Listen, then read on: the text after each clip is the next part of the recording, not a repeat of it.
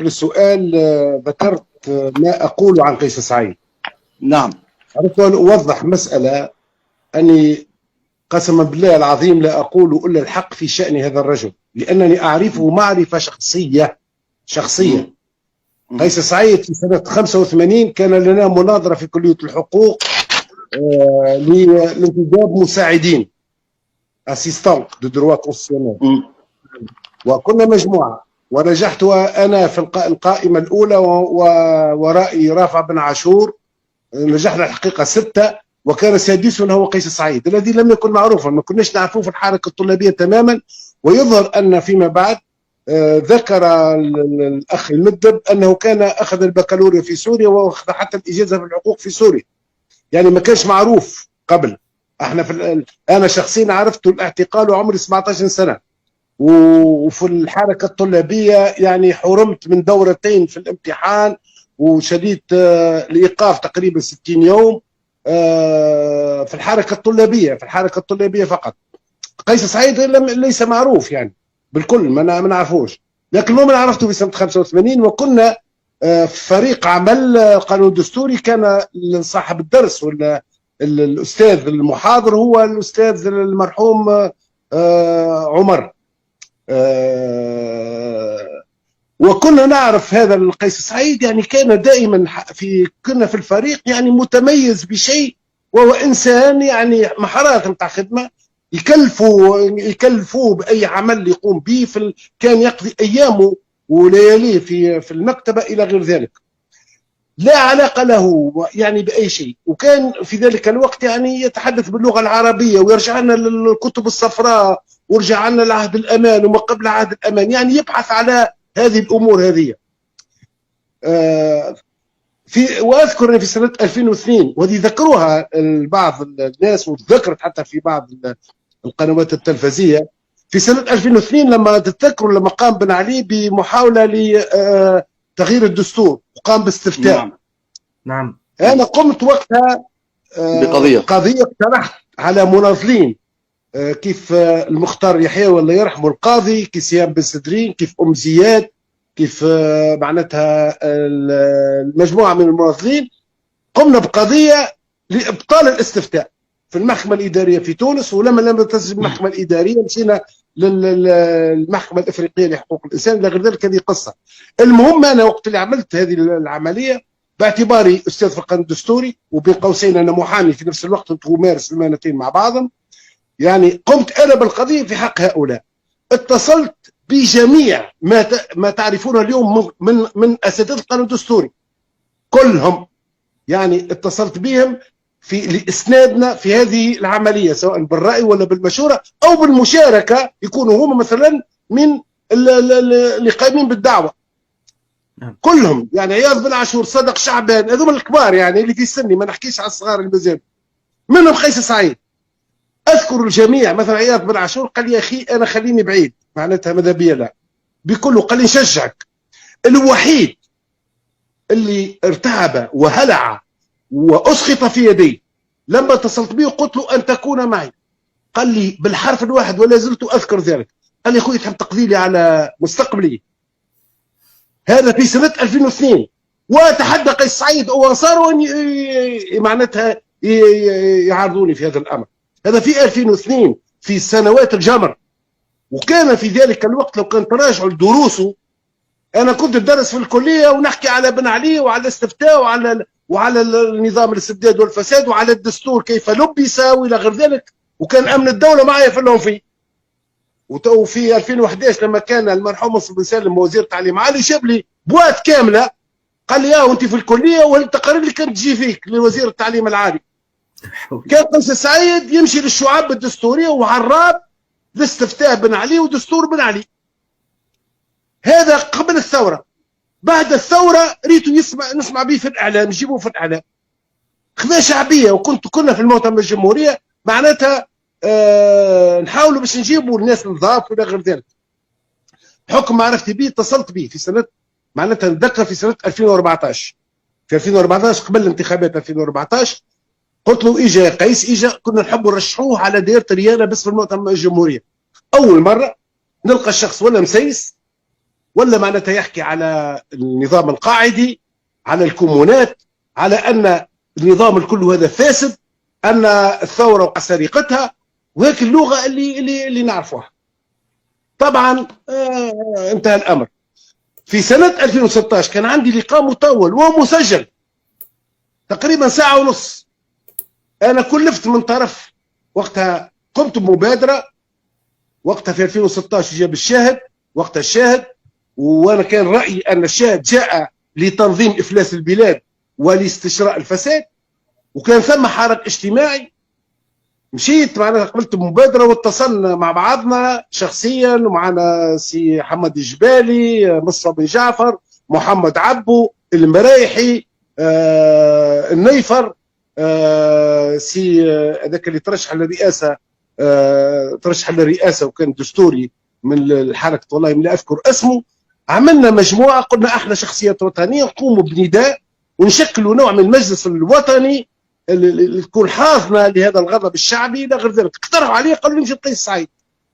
مشيت لقيس سعيد في ذلك الوقت، ولقيته راجل يعني حقيقه معناتها في عالم اخر، وما حبش يحضر ولا غير ذلك. كان راي واضح ان هذا نظام فاسد، وان يلزم نغيروا الديمقراطيه التمثيليه انتهت، ويلزم للمحليه والى غير ذلك. وانت الموضوع على هذا النحو.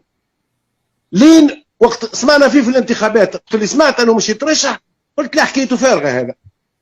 طبعا لكن بعد طلعت في الدوره الاولى، كنت انا للتاريخ، انا ونور الدين الخطروشي وانا ونطلب منكم ان تجيبوا نور الدين الخطروشي، راهو عنده ما يقولوا، كان تجيبوه في مثل هذا اللقاء.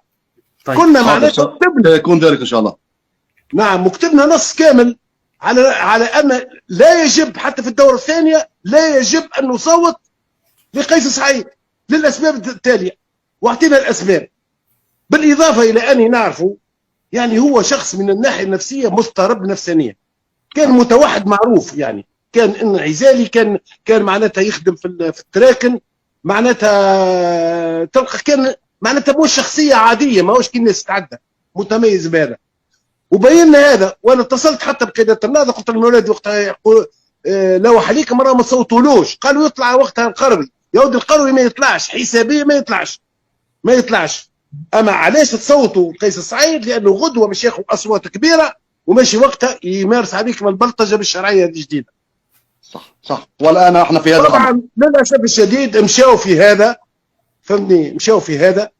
وقتها كانوا نقترحوا يعملوا معناتها يحطوا الورقه البيضاء، لكن مشاو في هذا المآل. بعد ذلك يعني انا مقتنع ان قيس سعيد من حيث شخصيته انسان متعنت، انسان قلت لك في نقاشات سنه 2014 2016 ريته رجل معناتها متمسك بك الشيء ويحلم به، معنى حاجه مالكته في قناعاته وفي تصرفاته في كل شيء.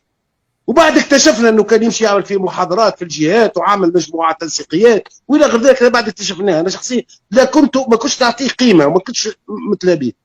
المهم ان وقت اللي جاء للرئاسه راينا العجب العجاب، وكنت من اول يوم كل تصرفاته نقدته، وكان ترجعوا لحسابي ولا التدخلات تلقاو انتقدت في كل شيء، لاني اعرف الشخص واجلس خيفه منه. هذا من الناحيه الشخصيه، شخصيه غير سويه، ما عندوش عقل سياسي، ما عندوش حساب المصلحه وين، لا عنده قناعاته وعنده معناتها باش يصدم، وهو في نهايه الامر كانه بالشخص الانتحاري معناتها مهما كان الامر. ومشينا في المده هذه كله العامين هذوما، شوفوا تصرفاته، شوفوا من الاول كيفاش انه موقفه من الاحزاب من الاول، حتى في البدايه قال الاحزاب تعطيني استشارات كتابيه، عاملين مكتب ضبط. وقتها اتصلت بسيف الدين مخلوف وقلت له ما تبعثولوش، وفعلا ما بعثولوش. ائتلاف الكرامه هو الوحيد اللي قال انا بالطريقه دي ما نبعثلوش، وهو هيك الموقف الصحيح. نعم، لان الدستور هذا ايش يقول به.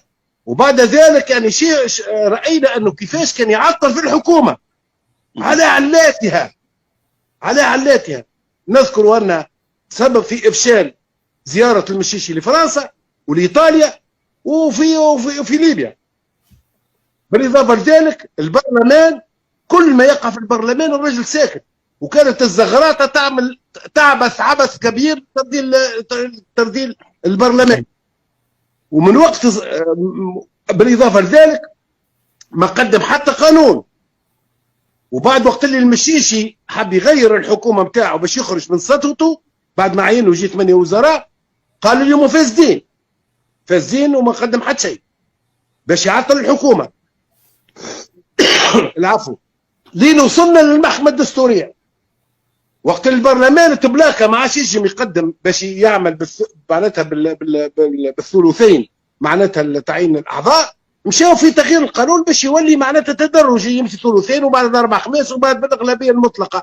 وهذا حل كان لازم، لان المحكمه الدستوريه قطب الرحاوه لا مع رئيس جمهوريه، هذا رئيس دوله يعني الناس كلها تخاف منه. ايش يحب يعمل؟ وريتوا اللغه نتاعو نتاع التقاتل نتاع معناتها يدعو الشعب الى انه يدخل معناتها في عراك وقصام، ولغه جديده نتاع صواريخ ونتاع فيروسات ونتاع معناتها خونه والى غير ذلك. يعني لغه معناتها لغه ما تعودناش عليها احنا حتى في عهد بن علي ولا في عهد بورقيبه. جانا المحكمه الدستوريه وقف ضدها. وقتها انا شخصيا قلت انه يعد لانقلابه.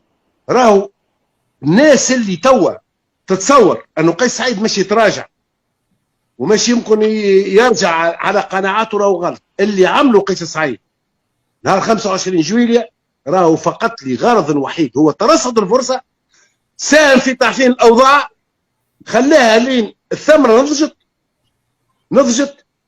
نعم. وبعد قام بالانقلاب الواش لتنزيل مشروعه. وهو يقول لك تنزيل مشروعي ودون ذلك الموت. ولذلك انا قلت نهار 25 جويلية قلت انه انقلاب ودونه الموت، نفس الكلمه نتاعو. هذا هو قيس سعيد. هذا الناس اللي ما حبيش تفهموا. الناس توا نرى في الاحزاب والطلبه في التراجع والناس تهدد. يا ودي راهو مصير وطن. هذا شخص لا عنده عقل سياسي، لا عنده خبره في الاداره، لا عنده يعرف حتى يدير معناتها التناقضات ولا يعمل حوارات. شوفوا كيفاش يتصرف. هذا خطر على الدوله من حيث سلوكه. زيد فوق ذلك عنده هالمشروع نتاع النظام القاعدي والجماهيريه والكومونات والسوفيتات والقذافي ولا غير ذلك واللي نعرفوه. كان حمو مفصلوا لك كمان قانون دستوري. هذا ما جاش حتى بلاد ما نجح، كان هو يدمر البلدان مش حاجه اخرى. الراجل مؤمن بهذا، وبالتالي هو مش يمشي في مشروعه الا اذا وقع عزله. ولذلك انا اليوم مصر على انه خاصه بعد ما خرج الامر 117 راهو الشخص عزله مهمه وطنيه حارقه.